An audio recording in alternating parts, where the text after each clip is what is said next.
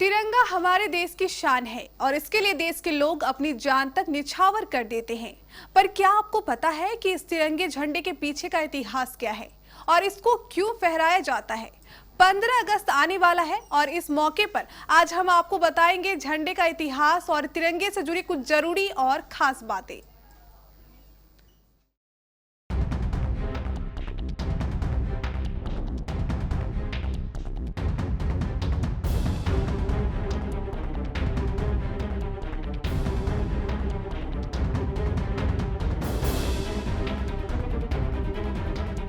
15 अगस्त यानी कि स्वतंत्रता दिवस। और जैसा कि हम सभी जानते हैं कि प्रत्येक स्वतंत्र राष्ट्र का अपना एक ध्वज होता है। ये एक स्वतंत्र देश होने का संकेत है। भारतीय राष्ट्रीय ध्वज को इसके वर्तमान स्वरूप में 22 जुलाई 1947 को आयोजित भारतीय संविधान सभा की बैठक के दौरान अपनाया गया था, जो 15 अगस्त 1947 को अंग्रेजों से भारत की स्वतंत्रता के कुछ ही दिन पूर्व की गई थी। इसे 15 अगस्त 1947 और 26 जनवरी 1950 के बीच भारत के राष्ट्रीय ध्वज के रूप में अपनाया गया और इसके बाद भारतीय गणतंत्र ने इसे अपना लिया। वैसे भारत में तिरंगे का अर्थ भारतीय राष्ट्रीय ध्वज है।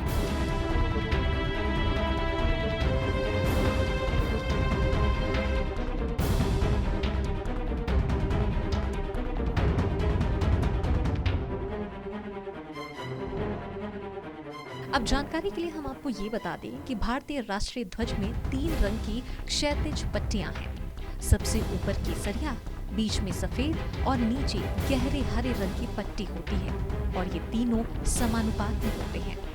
ध्वज की चौड़ाई का अनुपात इसकी लंबाई के साथ 2 और 3 का है। सफेद पट्टी के मध्य में गहरे नीले रंग का एक चक्र होता है।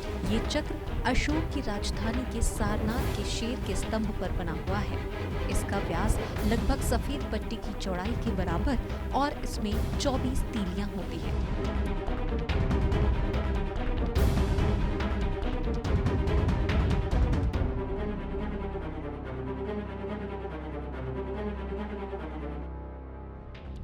वहीं एक बात ध्यान रखें कि किसी मंच पर तिरंगा फहराते समय जब बोलने वाले का मुंह श्रोताओं की तरफ हो, तब तिरंगा हमेशा उसकी दाहिनी तरफ होना चाहिए। बताया जाता है कि भारत के राष्ट्रीय ध्वज में जब चरखे की जगह अशोक चक्र लिया गया तो महात्मा गांधी नाराज हो गए थे। रांची का पहाड़ी मंदिर भारत का अकेला ऐसा मंदिर है जहां तिरंगा फहराया जाता है। 493 मीटर की ऊंचाई पर देश का सबसे ऊंचा झंडा भी रांची में ही फहराया गया है। बाकी देश में फ्लैग कोड ऑफ इंडिया यानी कि भारतीय ध्वज संहिता नाम का एक कानून है, जिसमें तिरंगे को फहराने के नियम निर्धारित किए गए हैं। इन नियमों का उल्लंघन करने वालों को जेल भी हो सकती है। तिरंगा हमेशा कॉटन, सिल्क या फिर खादी का ही होना चाहिए। प्लास्टिक का झंडा बनाने की मनाही है। तिरंगे का निर्माण हमेशा रेक्टेंगल शेप में ही होता है।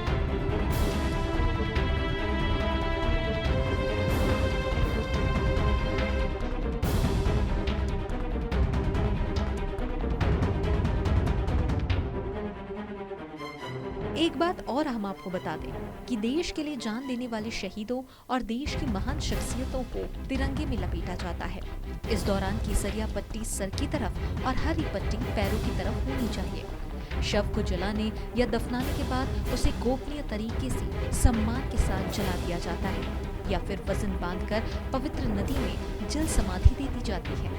कटे फटे या रंग उड़े हुए तिरंगे को भी सम्मान के साथ जला दिया जाता है या फिर वजन बांधकर पवित्र नदी में जल समाधि दे दी जाती है। और हाँ, राष्ट्रपति भवन के संग्रहालय में एक ऐसा लघु तिरंगा है जिसे सोने के स्तंभ पर हीरे जवाहरातों से जड़कर बनाया गया है। भारत के संविधान के अनुसार जब किसी राष्ट्र विभूति का निधन होने और राष्ट्रीय शोक घोषित होते हैं तो ऐसे में कुछ समय के लिए ध्वज को झुका दिया जाता है, लेकिन सिर्फ उसी भवन का तिरंगा झुकाया जाता है जिस भवन में उस विभूति का पार्थिव शरीर रखा हो। जैसे ही पार्थिव शरीर को भवन से बाहर निकाला जाता है, वैसे ही ध्वज को पूरी ऊंचाई तक फहरा दिया जाता है। तो ये थी वो तमाम जरूरी बातें जो कि हर किसी को जाननी आवश्यक है। तिरंगे झंडे को लेकर ये कुछ महत्वपूर्ण बिंदु हैं। आज के इस रिपोर्ट के माध्यम से हमने आपको तिरंगे झंडे का इतिहास, उसे फहराने के तरीके और साथ ही साथ इससे जुड़ी तमाम महत्वपूर्ण बातें बताई हैं। इसी तरह की और भी रोचक जानकारियों के लिए आप देखते रहिए केबीसी न्यूज।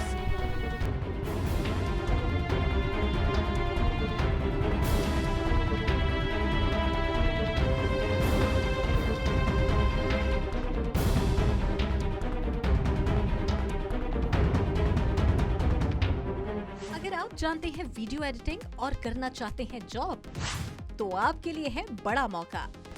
तुरंत आवेदन दें। केबीसी न्यूज कार्यालय, first floor, Baniyatola, Bara Bazar, Katihar. Phone number 06452242601। हमारा मोबाइल नंबर और व्हाट्सएप नंबर है 9431229220। वेतन योग्यता अनुसार। आप अपना रिज्यूम हमें उपर्युक्त नंबर पर व्हाट्सएप भी कर सकते हैं। आवेदन की अंतिम तारीख 13 अगस्त रविवार तक।